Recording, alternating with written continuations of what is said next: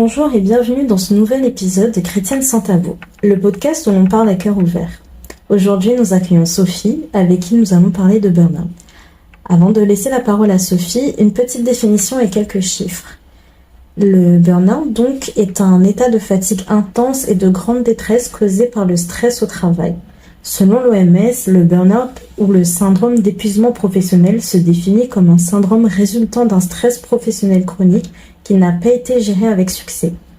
Selon l'Institut Technologia, 3,2 millions de salariés, soit 12% de la population active, seraient exposés à un risque de burn-out.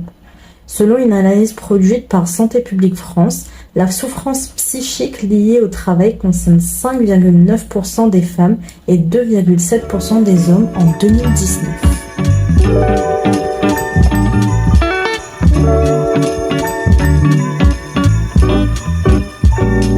Bonjour Sophie. Bonjour Aurélie. Comment tu vas Sophie? Ça va bien. J'espère que toi aussi. Oui, ça va, merci. Alors aujourd'hui, nous recevons Sophie pour parler d'un sujet très important alors dans le monde du travail, mais qu'on entend très peu au sein des églises, qui est donc le burn-out. Sophie, tu as vécu un burn-out il y a pas très longtemps. Est-ce que tu pourrais un petit peu nous en parler? Alors avant toute chose, est-ce que tu pourrais très brièvement te présenter, s'il te plaît? Oui. Donc voilà, je suis Sophie, je suis en Belgique. Donc désolée si mon accent parfois prend le dessus. Il n'y aura pas de souci, t'en fais pas. Je suis mariée depuis 19 ans avec Timothée qui est français et nous avons 3 enfants qui sont maintenant adolescents, donc de 16, 14 et 11 ans. Voilà, alors je suis de formation institutrice primaire. J'ai enseigné pendant une quinzaine d'années dans différents milieux, dans différentes écoles. J'ai beaucoup aimé ça jusqu'au moment où voilà, mon corps ne m'a plus suivi. On en parlera un peu plus tout à l'heure, je suppose. Et donc en effet, j'ai fait un burn-out qui a été déclaré pleinement en 2018. Et voilà, et suite à ça, je me suis réorientée. Donc aujourd'hui, je suis secrétaire à mi-temps pour l'église. Et j'ai mon entreprise que je développe petit à petit dans l'accompagnement de la personne. Donc je suis doula, accompagnante à la naissance, et je suis coach familial. J'organise aussi des ateliers en communication gestuelle, donc en BBC. Voilà. Et puis à côté de ça, je suis très investie dans l'église. Je suis responsable de l'école du dimanche. Je fais partie de l'équipe diaconale. Mon mari est pasteur, donc voilà, nous faisons beaucoup de choses. Très bien, une vie plutôt bien chargée. Voilà, c'est ça. Très bien. Alors Sophie, avant toute chose, j'aimerais te poser la question. Pour toi, est-ce que déjà tu connaissais le burn-out? Est-ce que tu as une petite définition à nous donner? De toi, comment tu le vois? Pas forcément la définition officielle, oui. Évidemment. Oui. Mais écoute, j'avais pas vraiment réfléchi à cette question, mais le burn-out, je n'avais pas vraiment entendu parler. J'avais déjà entendu parler de la dépression, j'avais déjà entendu parler qu'en effet, qu'on pouvait être fatigué, mais du terme vraiment burn-out, c'était pas quelque chose qui était vraiment dans ce que je connaissais. Et pour moi, c'est vraiment, c'est le corps qui lâche en fait. C'est vraiment l'élastique qui est tendu. Il y a un moment donné, il claque. Et même si la tête continue de fonctionner assez bien, le corps, lui, ne répond plus de rien. Et voilà, pour moi en tout cas, c'est synonyme d'être une lavette. Je sais pas si en France il y a cette expression, mais de plus être capable de rien faire en fait. Et donc voilà, ouais, pour moi c'est un peu ça le burn-out. Très bien. Rappelons également à tous ceux qui nous écoutent que le burn-out touche autant les hommes que les femmes. Donc souvent ça va être dans le milieu professionnel, hein, évidemment. mais il y a plein d'autres domaines également dans les églises avec les ministères également où les personnes peuvent faire face au burn-out. Donc c'est très important de le rappeler. Sophie, toi, comment ton burn-out à toi s'est manifesté? Mm. Je voudrais aussi quand même préciser quelque chose, c'est que contrairement à une dépression, un burn-out, la personne n'est pas forcément dans un état de grande tristesse ou des idées noires, etc. Pas tout le monde en tout cas. Tandis que la dépression, on va plus être avec des idées peut-être très noires, on n'a pas envie de sortir de son lit, ça se passe plus dans la tête que le burn-out. J'ai l'impression que ça se passe quand même plus dans le corps. Et donc, alors comment ça s'est manifesté chez moi? Disons que il y a eu plusieurs signes précurseurs avant. Donc voilà, de la fatigue qui était quand même là, et malgré le fait d'avoir envie d'aller me coucher tôt, mais de pas savoir dormir, donc il y avait quand même de l'insomnie qui était là alors que j'étais quand même très fatiguée. J'étais blessée à répétition, donc des tendinites, j'allais souvent chez le médecin, j'avais mal à la tête, je tombais très rapidement malade. J'avais de plus en plus de chutes de tension. Puis il y avait tout l'aspect aussi de plus vraiment prendre soin de moi, de vite m'énerver, de plus du tout être dans ce maintien au niveau de la gestion émotionnelle, où je pouvais exploser vraiment très rapidement pour des petites choses. Et puis alors vraiment sur la fin, des crises d'angoisse, chose que je n'avais jamais vécue. Et alors, à plusieurs reprises, des grosses erreurs alors que je conduisais. Donc, ça en devenait vraiment dangereux. Toutefois, je me disais toujours, ça va aller. Ça va aller, ça va aller, ça va aller. Je vais reprendre le dessus. Je suis chrétienne.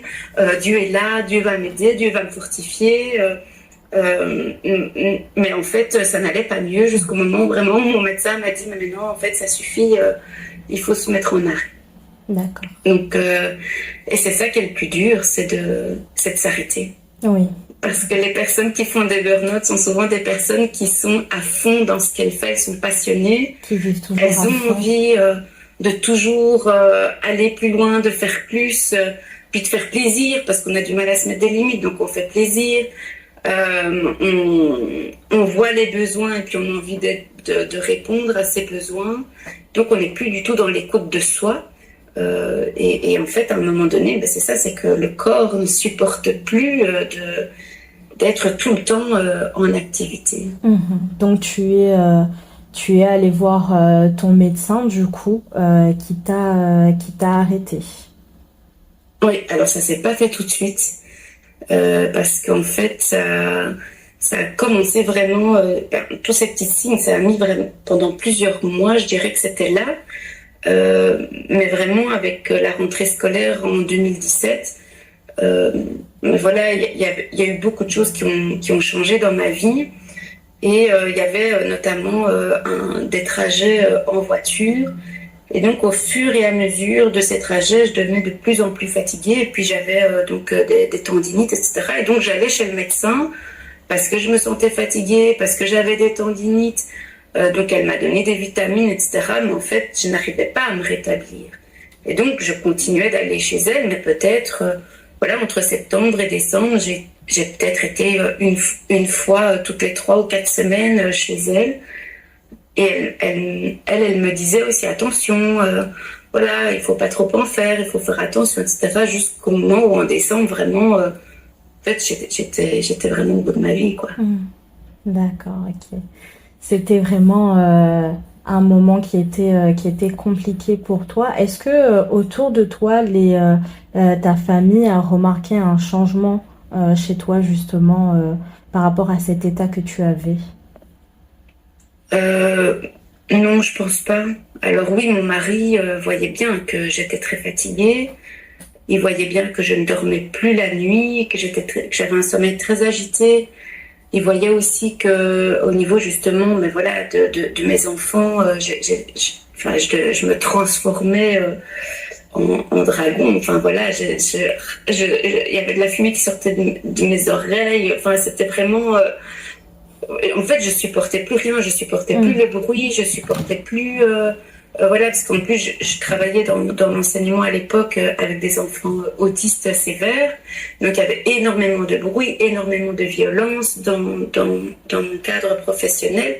Et donc, quand je revenais, j'étais vraiment hyper chargée et je n'arrivais pas à me décharger. D'accord. Donc, oui, mon mari me disait, mais enfin, mais qu'est-ce qui se passe Voilà, alors il savait que mon milieu professionnel était très compliqué. Mais en fait, c'était bien au-delà finalement que ce qui se passait dans le cadre du travail. Alors, en dehors de ton travail, de ta famille, donc tu avais aussi ton ministère au sein de l'Église. Est-ce que tu es arrivé à justement concilier tout ça, en fait, le fait d'avoir un ministère à l'église et de devoir gérer tout ce qui se passait aussi, toi, de ton côté, ton foyer, etc. Est-ce que au niveau spirituel et dans ton ministère aussi, tu l'as ressenti, ce burn-out, en fait? Oui. Oui, alors en plus, on était dans une période de transition, donc on était resté pendant 7 ans dans une église et donc où mon mari était en poste de pasteur tout en cumulant un travail séculier. Et on arrivait au bout du mandat en fait, et donc on devait changer de domicile, changer d'église. Donc nos enfants allaient changer d'école aussi, donc c'était une grosse période où il y a énormément de changements. Donc en 2017, en 2016, moi j'ai perdu mon papa, où il y a eu aussi énormément de choses à devoir gérer. Et donc disons que pendant toute cette période 2016-2017, en fait j'étais dans un mode de fonctionnement. Parce qu'en effet, il y avait le travail, il y avait les enfants, il y avait le ministère, il y avait l'église où j'étais aussi très impliquée parce qu'on était une petite communauté, donc il y avait quand même beaucoup à faire, même s'il y avait des gens qui étaient là pour nous soutenir. On avait, nous, énormément de choses à faire. Et donc, malheureusement, ce qui est passé à la trappe, c'est mon temps personnel avec Dieu, où, en effet, je profitais de quelques minutes, mais je n'arrivais pas à retourner à la source pleinement pour être pleinement ressourcer, restaurer, renouveler, fortifier. Et donc, ça a été très compliqué, en effet, de devoir gérer le déménagement de ma maman, voilà, parce qu'elle déménage aussi, notre déménagement, la fermeture, enfin voilà, la fin de ce mandat et quelque part l'arrivée dans un nouveau poste, changement d'église, enfin voilà, tout ça, ça a été hyper compliqué. Et en fait, Dieu n'était plus du tout au centre de ma vie, parce que j'étais dans un espèce de fonctionnement, il faut faire. Et donc je faisais, mais à quel prix? Bien sûr, oui, je comprends. C'est plus, tu faisais tout par automatisme, on va dire, hein. Oui. Il y avait plus de... Tu arrivais plus à voir les choses de la même manière. C'était vraiment robotisé, automatisé. Tu les faisais parce qu'il fallait les faire. C'est ça. Et puis tout était dans l'urgence. Je faisais tout dans l'urgence parce qu'en fait c'est comme si mon temps était comme rempli de partout, et donc tout arrivait comme ça, et donc il fallait avancer, il fallait faire. Et en fait, oui, j'avais comme plus le temps de respirer, quoi. Justement, tout à l'heure, tu parlais de ton temps avec Dieu. J'aimerais un petit peu savoir comment le Seigneur, comment il a agi justement dans cette situation. Est-ce qu'il s'est révélé à toi dans cette épreuve? Est-ce que tu as réussi à te reconnecter à lui durant cette épreuve, où il fallait vraiment attendre que tu te sortes de ce moment pour vraiment te reconnecter à lui? Alors pour moi, ça a vraiment été un temps d'arrêt forcé. Je le dis comme ça, en tout cas pour ma vie. Maintenant, je sais que pour d'autres personnes, c'est pas comme ça. Mais pour moi, c'était vraiment ça. Parce que Dieu m'avait parlé. En fait, donc juste avant dans la période de déménagement, donc on va dire vers mai 2017. Donc à l'époque, j'habitais à la campagne et donc j'étais voilà en train de me promener, etc. Et je suis arrivée devant un champ. Et j'ai vraiment eu cette pensée très claire où Dieu me disait, voilà, pendant 7 ans tu as servi, maintenant c'est ton temps de repos. Comme ce champ, tous les 7 ans, il est mis en jachère, il est mis au repos. Pour que la terre, que tout soit renouvelé, c'est la même chose pour toi. Et en fait, moi, j'ai vraiment pris ça pour... Voilà, j'ai un peu fait le compromis avec Dieu, dans le sens où, ok, je vais me mettre en arrêt par rapport à l'église, ça tombe bien, on change d'église, on va arriver dans une nouvelle église, donc je vais me mettre un peu en retrait, le temps de voir un peu comment ça fonctionne et tout ça, mais je vais continuer mon travail. Mais en fait, dans ce temps-là où Dieu m'a parlé, c'était vraiment par rapport à l'entièreté de ma vie, de vraiment de me mettre au repos et de lui faire confiance. C'est vrai que j'ai eu peur, voilà, de manquer. Je me suis dit, ben mince, si je ne renouvelle pas mon contrat, qu'est-ce qui va se passer? Où est-ce que je vais travailler? Comment ça va se passer, etc. Et donc, quand j'ai repris mon travail au mois de septembre, j'étais pas forcément dans la paix, mais j'étais rassurée d'avoir un travail. Et donc, quand je n'ai plus pu, en fait, travailler, j'ai été mise à l'arrêt forcé. C'est pas que Dieu m'a punie de ne pas avoir écouté, mais j'avais été quand même... Dieu m'avait dit de m'arrêter. Alors, c'est pas la punition, mais c'est la conséquence. Et que quand on fait des compromis avec Dieu, ben, y a rien à faire. On porte les conséquences de nos choix. Et donc, à ce moment-là, j'ai compris, je me suis dit, ben, oui, Dieu m'avait prévenu, Dieu m'avait montré quand même, m'avait donné des signaux d'alerte, un peu comme dans une voiture, hein, le tableau de bord, il s'allume quand on n'a plus d'essence, il faut aller à la pompe. Et puis moi, ben, je me suis dit, je vais continuer à rouler avec une voiture avec presque plus d'essence, et puis on verra bien ce qui arrivera. Et puis, ben, en fait, je suis tombée en panne, quoi. Et dans ce temps d'arrêt forcé, ça a vraiment été une grâce. C'était une grâce parce que j'ai pu vraiment me reconnecter à la source. J'ai pu avoir des temps vraiment bénis, quoi, avec Dieu, où je continue à fonctionner parce que ben je reste maman, même si j'étais en bonne monde à l'époque, mais voilà, j'avais mes enfants. Bien sûr. Mon mari partait travailler. Ils étaient en bas âge à ce moment-là, donc il fallait aller les conduire à l'école, aller les rechercher, etc. Mais en tout cas, quand je rentrais chez moi à 8h30, 9h moins quart après les avoir déposés, je me mettais dans le canapé et puis en fait, pendant les premières semaines, ça a été vraiment... je savais plus rien faire. Je savais plus rien faire et donc je me mettais devant la télé et puis après, petit à petit, je me suis vraiment... redonner complètement à Dieu. Et là, je pouvais plus me passer, en fait, de passer du temps dans la présence de Dieu. Et Dieu m'a beaucoup parlé. Dieu a mis en lumière énormément de choses, énormément de blessures aussi que j'avais et qui avaient besoin d'être guéries. Et durant tout ce temps, c'était ça, jusqu'au jour où j'ai eu dans la prière ce mot authentique. Être authentique. Et de nouveau, ben voilà, moi je discute. Hein. Je discute avec Dieu et je dis, mais moi je suis authentique, je suis vraie avec les autres. Et là, il m'a dit, mais c'est pas être authentique avec les autres, c'est être authentique vis-à-vis de toi et vis-à-vis de moi. C'est important d'être authentique avec soi, de reconnaître en fait nos limites, de reconnaître nos blessures, de reconnaître qui on est, non pas qu'on est complètement nul et qu'on n'est rien, pas du tout, mais aussi reconnaître sa valeur. Oui. Parce que c'est comme ça que Dieu peut agir en nous. Et puis d'être authentique dans la relation avec Dieu. Avec Dieu, bien sûr. Parce que c'est pas seulement de dire d'aller à Dieu quand on est claqué ou quand on n'en peut plus ou quand on a besoin de quelque chose. C'est d'aller à Dieu, mais tout le temps, en tout temps, louer Dieu en tout temps et en toutes circonstances. Et c'est de le glorifier, même dans les temps difficiles. Et c'est vraiment de le rendre souverain de toutes choses. Bien sûr. Et dans ces temps-là où j'étais vraiment à plat, j'ai appris vraiment à mettre Dieu pleinement souverain, même si je l'avais déjà fait.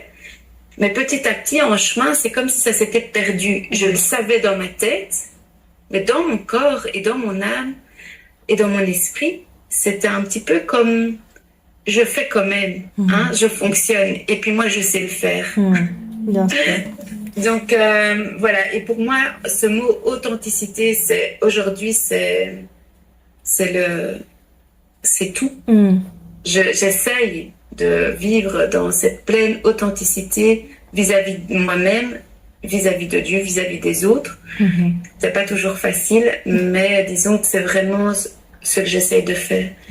Et au travers de cette mise en lumière de mes blessures, de mes zones d'ombre, j'ai pu aussi, moi, travailler sur ma vie et laisser Dieu vraiment venir me penser, venir me guérir, mettre un baume sur mon cœur et puis me développer dans d'autres choses de ce qu'il avait pour moi à ce moment-là. Oui.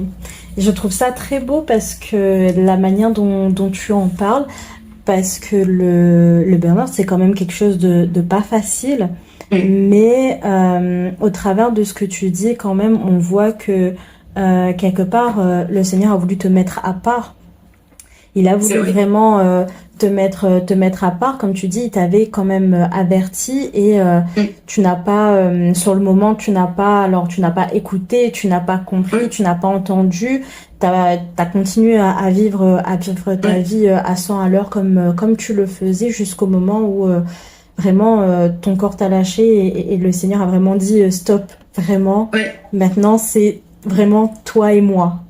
Et c'est vraiment beau comment tu amènes la chose parce que ça t'a vraiment permis de te reconnecter et de faire de plus belles choses encore par la suite en fait. Donc voilà, c'est quand même merveilleux de voir comment le Seigneur peut agir dans nos vies, dans des situations où on a l'impression où justement on ne va pas s'en sortir, et ben le Seigneur arrive et nous montre que justement non, ce moment-là ce sera un très beau témoignage que tu pourras partager par la suite. Donc vraiment c'est vraiment merveilleux.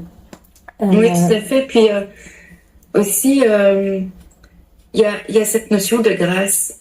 Moi, j'ai pas grandi dans une famille chrétienne. Je me suis convertie, j'avais 20 ans. Et par contre, j'ai grandi avec une culture catholique et avec ce truc de dire quand on fait quelque chose de mal, le petit Jésus il nous punit. Et un peu comme s'il nous attendait au tournant. Et puis voilà, c'était un peu la phrase attention. Le petit Jésus va te punir, ou puis tu fais une bêtise, et puis voilà, le petit Jésus il t'a puni. Et donc, au lieu d'être dans ce truc de me dire, j'ai pas écouté, et j'ai pas obéi finalement à la voix de Dieu, et de me dire, ça y est, le petit Jésus il t'a puni, mais c'est Dieu m'a pris dans les bras, dans son amour, et m'a dit, mais viens vers moi ma fille, et viens te restaurer, viens te renouveler, viens goûter à ma présence. Et en fait, c'est comme ça que Dieu est. Bien sûr. Parce que oui, il aurait pu dire, je t'avais prévenu, t'as pas écouté, puis voilà, maintenant, tu payes les conséquences de tes actes, et voilà ce qui se passe quand tu n'obéis pas. Maintenant, tu sais plus rien faire, regarde, tu es sur ton canapé, tu n'es même plus capable de faire un 4x4 pour ton enfant, ça c'est bien fait pour toi, mais pas du tout. Pas du tout. J'ai jamais senti ça de Dieu, c'était vraiment ce truc de dire, mais Dieu veut être avec moi, Dieu veut connecter avec moi, et il me cherche. Et puis, c'est ce qui s'est passé, c'est que finalement, il était là et puis moi, j'avais que aller vers lui. Lui, il était là déjà. Exactement. Et puis moi, je devais retourner vers lui. Lui, exactement. Sophie, donc tu nous parles, donc tu nous as parlé de ton burn-out, donc c'était lié principalement donc à ton travail, à ta vie qui était à 100 à l'heure. Tu nous as justement là raconté comment le Seigneur a agi dans ta vie par rapport à cette situation. Est-ce que d'une quelconque manière, en dehors, donc dans le côté spirituel, mais dans ta vie de tous les jours, est-ce qu'il y a des personnes qui t'ont accompagné tout au long de ce processus, de ce mal qui te rongeait? Donc tu t'es rapproché du Seigneur. C'est une très belle chose, mais est-ce que en dehors de ça, il y a d'autres personnes qui t'ont également entouré?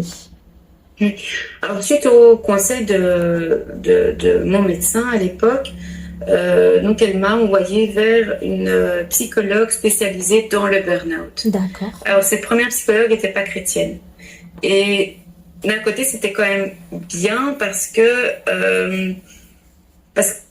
bien et pas bien en fait. Je crois que je devais passer par là parce qu'en effet, elle est spécialisée dans le burn-out, donc elle voyait bien de quoi il s'agissait. Par contre, elle avait aucune idée de ce que voulait dire la vie d'église. Mais en tout cas, quand je lui ai décrit tout ce que je faisais, elle m'a regardé avec des yeux ronds en me disant oh là là, mais je comprends que vous soyez fatiguée et que vous n'arriviez plus à suivre. Mais pour moi, c'était juste quelque chose de tout à fait normal.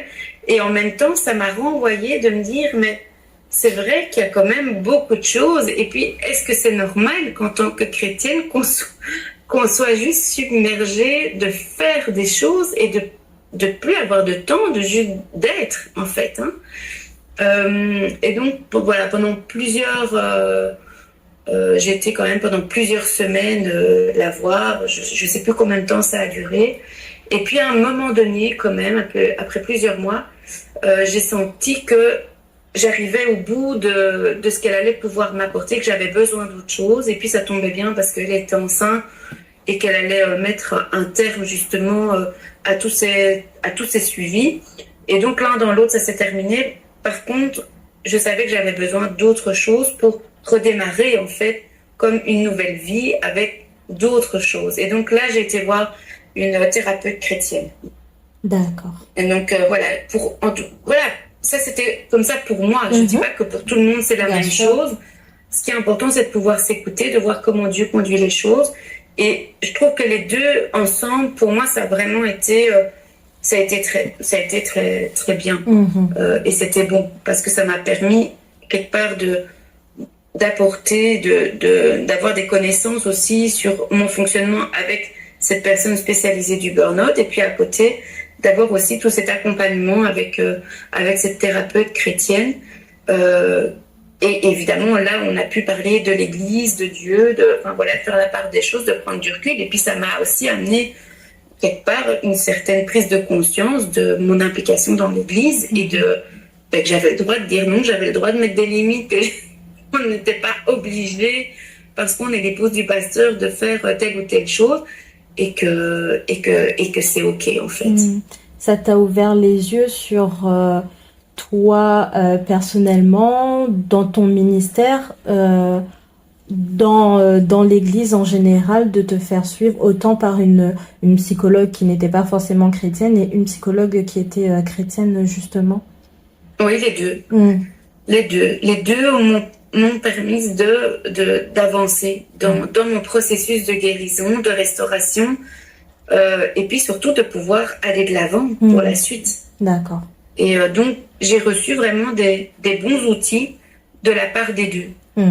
Et ça, j'en suis vraiment reconnaissante aussi du travail qui a pu être fait. Oui, rappelons également à tous ceux qui nous écoutent que si vous traversez ce genre de situation, que ce soit à l'église ou en dehors de l'église, il ne faut pas hésiter en parler à l'église, à des personnes de confiance, à vos responsables, et voilà, ne pas hésiter également à se faire suivre, que ce soit par des professionnels de santé, donc ici des psychologues, psychologues chrétiens, non chrétiens, mais en tout cas, voilà, n'hésitez pas à faire ces démarches-là. Oui, c'est vrai que c'est pas facile, surtout dans le milieu chrétien, malheureusement, où on parle très peu de la santé mentale. Voilà, ça commence, je pense, à arriver dans les églises, mais c'est vrai qu'il y a cette espèce de culpabilité qui est là. Et moi, je me suis sentie énormément coupable au début de ce burn-out en me disant, mais comment est-ce que c'est possible qu'en étant chrétienne, je passe par là? Parce que Dieu est là. Et même, je le disais, la psychologue qui n'est pas chrétienne, je dis oui, mais moi je suis chrétienne, Dieu va agir, Dieu va faire. Et en fait, ça sonnait faux. Parce qu'en fait, Dieu n'est pas comme ça. Il va pas te permettre d'aller de l'avant alors que tu es fatigué et puis que tu es carrément sur le chemin qui n'est pas le sien. Et donc, ouais, c'est cette culpabilité. Et c'est vrai que la première chose à faire quand on est dans cet état-là, c'est d'accepter. Et c'est le plus dur. C'est le plus dur, effectivement. Ah oui, moi, ça a vraiment pris des mois. J'étais dans cette culpabilité. Et je n'arrêtais pas de dire à Dieu, mais pourquoi est-ce que je suis comme ça? Mais pourquoi est-ce que tu ne m'aides pas? Et pourquoi? Et là, récemment, j'étais dans un temps de prière et Dieu m'a dit, mais ce qui est important, c'est pas le pourquoi, mais le comment. Pas le pourquoi est-ce que ça arrive, mais comment est-ce qu'on peut avancer et comment est-ce que je peux comment est-ce que je peux me sortir de là, bien sûr. C'est pas le pourquoi, parce que le pourquoi ça nous bloque et ça nous permet pas d'avancer, mais le comment, c'est de dire ok Seigneur, je suis dans cet état-là, comment est-ce que je fais maintenant pour aller de l'avant, mais avec toi. Bien sûr. Tu parlais juste avant de culpabilité que tu ressentais. Est-ce que tu ressentais cette culpabilité au sein de l'Église parce qu'on te faisait ressentir, ou c'est vraiment toi, c'était vraiment quelque chose qui y avait au fond de toi? C'était plutôt les autres qui te faisaient ressentir cette culpabilité, ou c'était vraiment toi avec toi-même, dès que tu arrivais à l'Église, tu te disais non mais j'ai cette responsabilité donc je ne peux pas être comme ça? Très peu de personnes étaient au courant de ce que je vivais. Parce qu'en fait, on venait d'arriver dans cette nouvelle communauté, où on est toujours d'ailleurs. Et mais en fait, quand on est arrivé, moi, je portais mon masque. Je portais mon masque et donc personne, enfin pas personne, mais très très peu de personnes étaient au courant de ce que je traversais réellement. Certaines personnes me voyaient que j'étais fatiguée. Et puis j'avais dit aussi, en arrivant là, j'avais dit au pasteur principal que moi je ne voulais pas me mettre directement dans le service.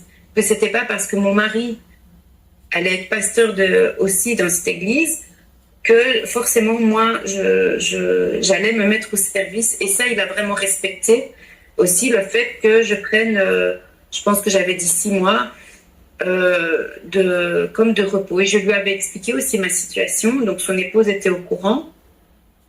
Mais sinon, voilà, je pense que personne d'autre était vraiment au courant voilà. Ils ne comprenaient pas pourquoi je ne le faisais pas, parce qu'on m'a dit, voilà, quand je suis arrivée, je pense le premier ou le deuxième dimanche, quand je suis arrivée, quelqu'un est venu me dire, ah ben voilà, maintenant que tu es là, tu vas faire l'école du dimanche. Et en fait, je me suis dit, ah non, mais alors là, ça va pas être possible. Et en fait, je lui ai répondu, mais même sèchement, j'ai dit non. Et en fait, je dis non, je ne ferai pas l'école du dimanche. Et j'ai tracé ma route, mais je voulais rien entendre. Mais j'étais tellement dans un état, en fait, où j'étais pas capable de donner, en fait, parce que j'avais plus rien à donner. J'étais sèche. Et j'ai dit non, sèchement, et puis j'ai avancé. Enfin, voilà, après, voilà. Aujourd'hui, je suis responsable de l'école du dimanche, pour dire. Ça ne t'empêche pas aujourd'hui d'avoir d'avoir ces fonctions d'avoir ton ministère et de travailler vraiment de servir le Seigneur et d'avoir toutes tes fonctions au final. Donc le fait d'expliquer vraiment aux pasteurs, aux responsables d'église d'en parler, ce sera pas, enfin c'était pas non plus un frein pour toi non plus d'avancer au sein de cette église. On rappelle que tu venais d'arriver, enfin ta famille et toi-même venaient d'arriver. Quelle était la fonction de ton mari du coup, enfin quelle est la fonction de ton mari dans cette église? Il est pasteur également Oui, au il est sein pasteur. de cette église? Il est pasteur. Donc quand on est arrivé en 2017, donc mon mari était pasteur et avait un travail à côté. Et puis il y a maintenant 3 ans, je pense, il est passé à temps plein à l'église. D'accord. Voilà, donc dans cette église, il y a 3 pasteurs. Il y a le pasteur principal à temps plein, et puis donc mon mari maintenant qui est à temps plein. Et puis il y a un 3e pasteur qui est aussi rémunéré à quelques heures dans l'église, quoi. Ok.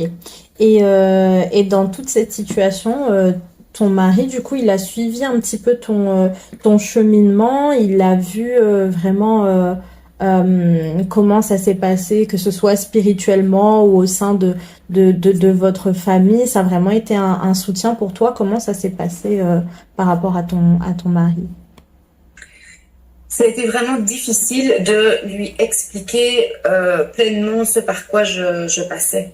Parce qu'en fait, je crois que tant qu'on n'est pas passé par là, c'est difficile d'expliquer en fait. Oui, parce que c'est pas forcément quelque chose qui est visible en fait. Ah oui, non, pas du tout. Et puis, ce qu'il y a, ben voilà, il y a des choses que je continuais de faire.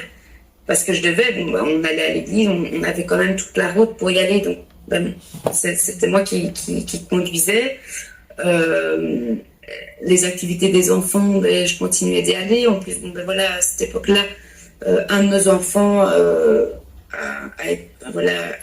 on a découvert qu'il était atypique, et donc il y a eu tout le suivi psychologique, etc. Enfin, neuropsy, logo, donc tous les rendez-vous, c'est moi qui le faisais. Enfin voilà, en fait, il fallait quand même maintenir un certain rythme, mais dès que j'avais l'occasion, je lâchais tout. Et donc mon mari a pris le relais, par exemple, dans tout ce qui était la cuisine, les courses, etc. J'étais plus capable même d'aller faire des courses, aller dans un supermarché. Faire des choix. J'étais plus capable de faire des choix, de prendre quel yaourt, quelle céréales, quelle sorte de pain, quelle sorte de charcuterie, quoi faire à manger, comment, tout ça. Enfin, c'était en fait plus possible. Et à un moment donné, après plusieurs mois, j'ai accompagné mon mari un jour faire les courses, mais j'ai pas su rester 10 minutes dans le magasin. J'ai dit, écoute, moi je peux plus, toute la lumière, le bruit, enfin tout ça. Bon, déjà j'étais déjà sensible à tout ça avant, mais alors là c'était encore plus. Et bien souvent je le laissais en plan et j'allais et je retournais dans ma voiture. Et si moi-même à un moment donné je devais aller faire les courses, bien souvent je laissais tout en plan et puis je rentrais chez moi sans avoir pu être capable de terminer. Donc voilà, il a dû lui aussi à un moment donné prendre le relais par rapport à tout ça, par rapport aux enfants. Et donc sur ce coup-là, c'est vrai que il a été un soutien. Enfin, je veux dire, il a été obligé quelque part de le faire. Et c'était pas plus mal parce que après, on a trouvé un équilibre aussi dans nos différents rôles, à la maison. Et donc évidemment spirituellement, bien sûr, voilà, il priait pour moi, il voyait bien que j'étais pas bien, etc. Et puis il s'inquiétait aussi de pas savoir quoi faire et comment faire pour me soutenir. Bien sûr, oui, il s'en est remis également à Dieu de son côté. Et c'est vrai que c'est important, voilà, quand on est dans une famille. Alors, quand on sert à l'église, mais tout simplement quand on est chrétien, quand on a toute sa famille. Et quand on a quelqu'un qui traverse une période difficile, évidemment de pouvoir remettre ça en prière, de vraiment tout Tout à remettre fait. dans la main du Seigneur et de vraiment confier cela quand on en a un qui commence à flancher et que l'autre puisse prendre le relais, que ce soit dans la maison, mais Ouais, également spirituellement bien sûr. et être fortifié dans toutes ces épreuves. C'est très important. Oui. Justement, en parlant un petit peu là de ministère, est-ce que Sophie, tu aurais des conseils pour celles et ceux justement qui dirigent un ministère ou plusieurs ministères, hein. On sait que des Mm. fois, on n'est pas forcément responsable que d'un seul ministère ou Ouais. département à l'église. On peut avoir plusieurs casquettes. Donc, comme toi, justement, est-ce que tu Ouais. aurais éventuellement des conseils pour ces personnes-là? Pour pas qu'ils se brûlent les ailes ou... Oui, éventuellement. Non, pour des conseils pour ces personnes qui peuvent éventuellement traverser cette épreuve-là, qui auraient peut-être eu des signes qui n'ont pas forcément écouté en prévention. Voilà, qu'est-ce que tu Ouais. pourrais... Euh, je pense que dans nos vies, on a des saisons. Et encore plus les femmes que les hommes, de par déjà notre cycle menstruel. Enfin voilà, on est dans cette saison tous les mois, dans ce cycle. Et au-delà de ça, mais c'est dans notre vie de femme, on passe par des temps. Quand on est célibataire, qu'on soit un homme ou une femme, on a beaucoup de temps à consacrer aux autres, à notre église, etc. Et puis on se marie, et puis on est avec notre mari, et puis on a des enfants, et puis la vie avance. Et peu importe en fait, j'ai envie de dire, de la saison dans laquelle on est, peu importe si on est marié et qu'on a des enfants ou pas, on passe quand même par des saisons. Notre corps se transforme. Et je pense que, comme dans la nature, il y a des saisons et il y a des temps d'hiver où tout est au calme. Mais ça ne veut pas dire que c'est pas vivant. C'est juste que c'est travaillé dans le secret. Et je crois de plus en plus que c'est important de pouvoir prendre conscience et de demander à Dieu, au Saint-Esprit, dans quelle saison on est. Parce que c'est pas parce on a eu l'habitude de faire des choses dans l'Église, de servir Dieu d'une certaine manière, qu'on est appelé à le faire pendant toute notre vie. Ce mot appel, on met quelque chose de très gros dessus en disant quel est mon appel, qu'est-ce que Dieu attend de moi, etc. Et c'est vrai, et voilà, on peut lui demander ce que Dieu a pour nous, bien sûr, parce qu'il a un projet pour nos vies. Ça ne veut pas dire que c'est un projet. Ça veut dire qu'il y a des saisons qui amènent à ce que nous, on réponde à cet appel. Et notre appel, c'est quoi pour tout le monde, hommes, femmes, pour tout le monde? C'est de faire venir le royaume de Dieu sur terre. Et peu importe ce qu'on fait, peu importe où on est dans l'église, qu'on soit occupé à nettoyer, à servir du café, à accueillir les gens, à prêcher, à évangéliser, à faire la louange, à s'occuper des enfants, peu importe. Notre objectif, l'objectif que Dieu a pour nous dans notre vie, c'est que son royaume vienne. C'est aller, faites de toutes les nations des disciples. C'est ça. Peu importe, peu importe. Et à partir du moment où on n'est plus là-dedans, où on est dans le fonctionnement, de se dire je le fais parce qu'il n'y a personne d'autre qui peut le faire, et donc je suis obligée de le faire, là pour moi on est en train de manquer quelque chose. Et c'est là où je parle de saison, et qu'à un moment donné, c'est s'interroger aussi sur ok, je suis dans le ministère, je suis en train de servir, mais est-ce que ça me procure toujours de la joie? Ou est-ce que je le fais parce qu'il n'y a personne qui est là pour le faire? Allez, ça fait des années maintenant que bon, ça fait 19 ans que je suis mariée et que donc on est dans le ministère, mais avant de me marier, j'étais déjà au service de Dieu. Et ce que j'ai remarqué pendant toutes ces années, c'est que bien souvent, quand on fait quelque chose alors que c'est plus notre place, ça veut dire qu'on prend la place de quelqu'un. Qu'on empêche quelqu'un dans l'église de se lever. et d'être au service de Dieu. Alors peut-être que c'est dur de renoncer ou de dire ok là j'arrête parce que je sens que c'est plus ma place, parce que j'ai plus la joie, parce que je suis fatiguée, parce que j'ai plus envie de le faire. On a le droit, à moins qu'on se batte avec Dieu, alors là c'est autre chose, mais il y a un moment où on peut sentir qu'on n'a plus de joie à servir. Ben, c'est peut-être le moment de s'interroger, de demander au Saint-Esprit est-ce que c'est encore ma place. Oui. Si ma alors, place n'est dur, pas ailleurs. Oui, c'est ça. Ou peut-être simplement de m'asseoir. Et peut-être que c'est ton temps de repos.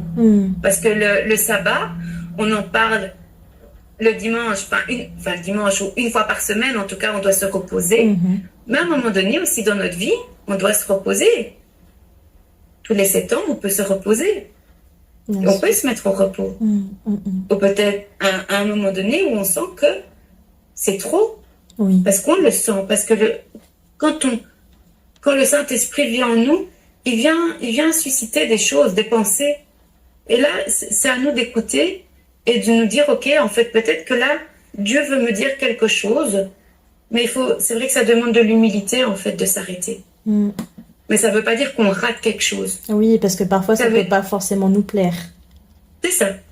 Parfois, parce qu'on aime bien, peut-être que ça nous valorise, d'être devant, d'être à la louange, et d'être un canal de bénédiction pour l'Église, et puis de se dire, en fait, ben là, je sais que je suis un canal, mais je sais aussi que je dois m'arrêter. Ça demande beaucoup d'humilité.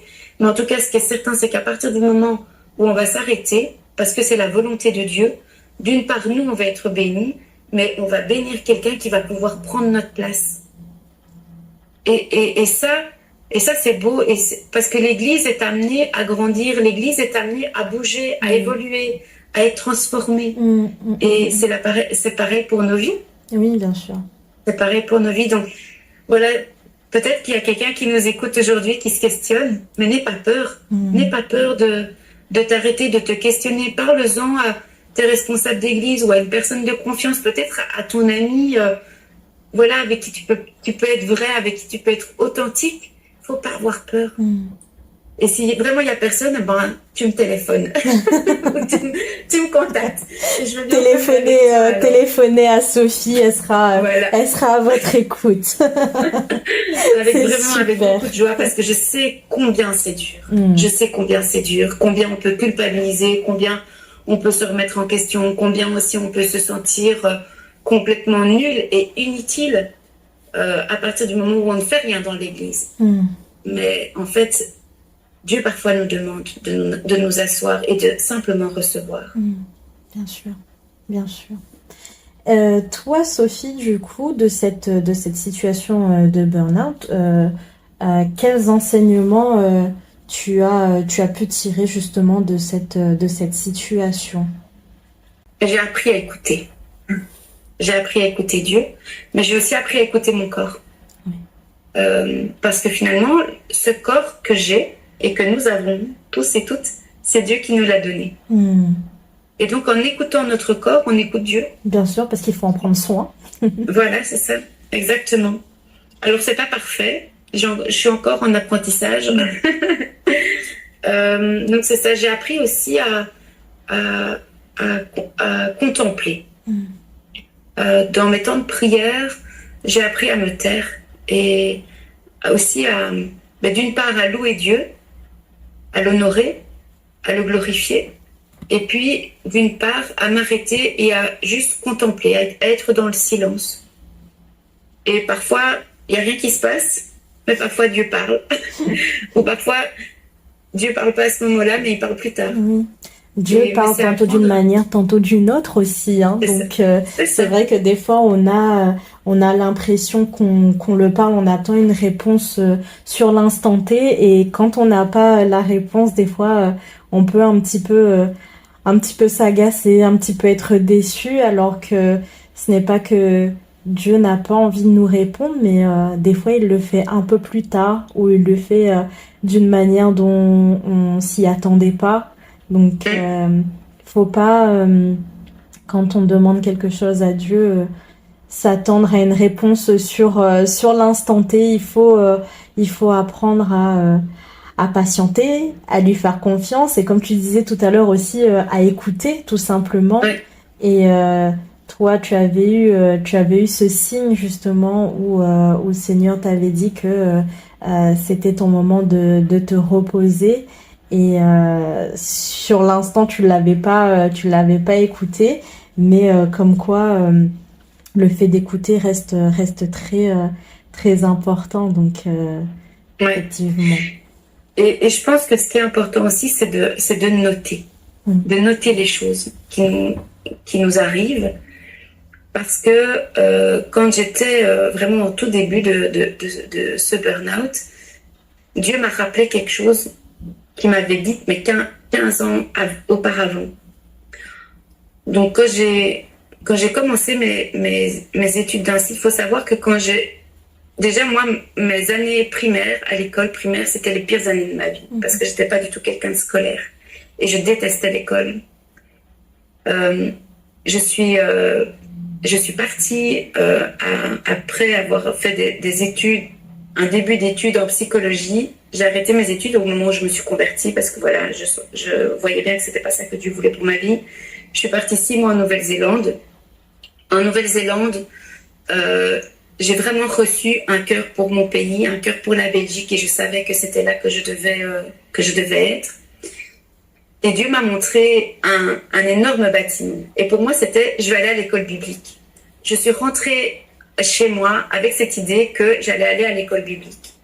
En fait, il ne s'agissait pas du tout de ça. Parce qu'après un temps vraiment de guérison, j'ai fait un temps de relation d'aide à mon retour.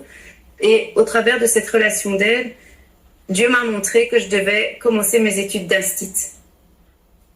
Hein? Dieu a de l'humour, n'est-ce pas? J'ai commencé mes études d'instit et le premier jour où j'ai été vers cette école pour m'inscrire, j'ai vu ce bâtiment que j'avais vu quand j'étais en Nouvelle-Zélande. J'ai vu ce bâtiment. Et donc, je suis allée m'inscrire. Et le premier jour de mes cours, je suis entrée et j'ai eu vraiment cette conviction que je serais enseignante pour une dizaine d'années. 15 ans plus tard, alors que je suis en burn-out, Dieu me rappelle ça. Et en fait, j'avais dépassé le quota des 10 ans. J'avais un peu tiré sur la corde déjà. Mais je savais qu'il allait avoir quelque chose d'autre pour moi après. Et donc, c'est là, après, où les choses se sont mises en place. Mais donc, je crois que c'est vraiment important d'avoir un carnet et de noter ce que Dieu nous donne. Et peut-être qu'on se dit, mais c'est juste une pensée comme ça qui me traverse la tête. Mais note. Parce que peut-être que Dieu est en train de te parler, tu t'en as peut-être pas vraiment conscience. Peut-être que tu en as conscience, mais tu vas l'oublier. Parce que 15 ans après, Dieu, il te rappelle. Hein. Il te rappelle. Lui, Dieu n'oublie pas. Dieu n'oublie pas. Dieu n'abandonne pas. Dieu nous rappelle ce qu'on a fait, mais surtout ce que lui nous a dit, ce qu'il nous a promis. Ouais. Et c'est vrai qu'on aurait tendance à oublier parfois les promesses qu'il nous fait, tout ce qu'il nous dit, mais lui n'oublie pas. Et il nous le rappelle toujours au bon moment, au moment où on a l'impression, parfois que tout va mal, qu'on est peut-être au fond du trou, qu'on ne va pas s'en sortir, alors que Dieu, il finira toujours par nous dire non. J'ai des plans pour toi. J'ai des plans pour toi et ce sont des plans merveilleux. Exactement. En tout cas, Sophie, merci beaucoup de nous avoir partagé ton témoignage, de nous avoir pour ce moment. Merci pour tous ces mots, surtout voilà le burn-out, une situation très compliquée. Toi, comment tu l'as vécu, etc. C'est vraiment un honneur pour moi de t'avoir reçu aujourd'hui. Merci pour tous ces mots. Est-ce que tu as éventuellement un petit mot pour la fin, quelque chose à rajouter pour tous ceux qui nous écoutent? Oui, déjà merci pour cette invitation. C'est vraiment un privilège de pouvoir être là. Et puis j'espère vraiment que ça donne de l'espoir. C'est pas parce qu'on passe par un temps difficile que c'est terminé. C'est un temps d'arrêt. La, la petite phrase de mon entreprise, c'est se planter pour germer. Ah, c'est beau, c'est très beau. Et c'est ça en fait. On a besoin parfois d'être planté, de se planter, d'être mis en terre pour pouvoir après germer. Et j'ai vraiment envie d'encourager toutes celles qui passent par ce temps difficile, de dire que c'est pas fini et que Dieu n'en a pas fini avec toi. Il a des projets pour toi, pour ta vie, des projets de paix, des projets de bonheur et des projets de restauration. Parce que c'est ça, Dieu est un Dieu qui restaure, Dieu est un Dieu qui nous transforme. Il ne transforme pas pour le pire, il nous transforme pour le mieux. Et parfois c'est dur. On a besoin de passer par des temps parfois de mise à part, des temps de brisement, pour que justement tout ce qui est en nous qui a besoin d'être guéri, que Dieu puisse le faire. Et ça se passe parfois au travers d'un burn-out. Effectivement. Donc il y a de l'espoir.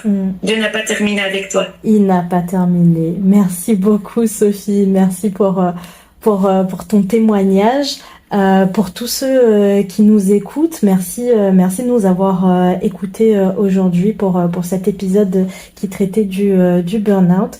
Ne restez pas seul si vous êtes dans cette situation. N'hésitez pas à en parler dans votre église à vos responsables, à quelqu'un de confiance. N'hésitez pas à vous faire suivre si vous en ressentez le besoin. Merci à tous de nous avoir écoutés. N'hésitez pas à partager cet épisode s'il vous a plu. On se retrouve pour un prochain épisode. Merci beaucoup à tous.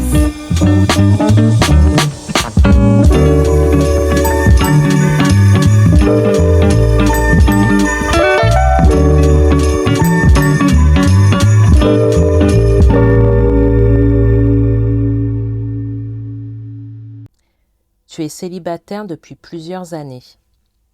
Tu as eu un enfant en dehors du mariage. Tu souhaites nous parler de la période de ton postpartum. Si tu es concerné, sache que ton témoignage peut édifier et encourager. Et même si tu n'es pas concerné et que tu souhaites nous partager ton témoignage, écris-nous par mail à contact@abigail-du6project.org ou directement sur la page Instagram de l'association Abigail Project. À bientôt!